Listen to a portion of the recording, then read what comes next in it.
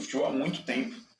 É assim como aquele jogador, aquele craque de lampejos, ele é um técnico de lampejos, né? Ele não é um técnico de constância. Quais foram os lampejos do Fernando Diniz? Audax, liderança do São Paulo no Brasileiro, título pelo Fluminense da Libertadores e algumas partidas memoráveis. E casos como esse, do Rayan. O outro caso mais simbólico foi do Tietê no São Paulo. Quem era o dono do time do São Paulo do Diniz e como ele tratava o Daniel Alves e como ele tratava os outros. É mais ou menos como ele trata o Neymar e como ele trata os outros. A estrela da companhia, o dono do time, ele trata, ele coloca no colo, como faz com o Ganso. É um jeito de comandar. Esses caras mais grandões, ele não expõe, ele não humilha. Né? Porque talvez a reação fosse outra. Né?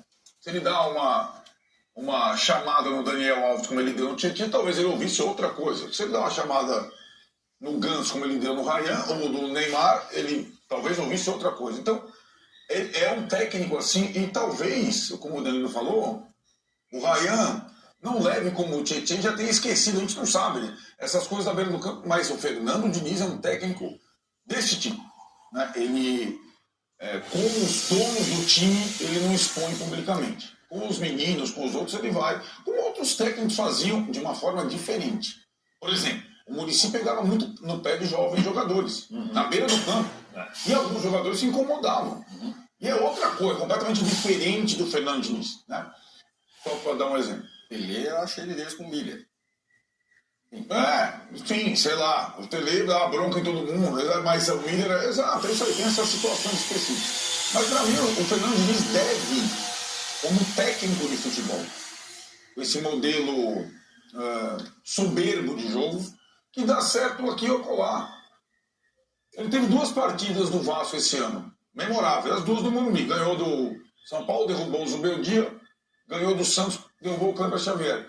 Mas, cara, quando ele está numa situação dessa, ele traga o time para baixo, como todas as outras situações que o Mauro descreveu.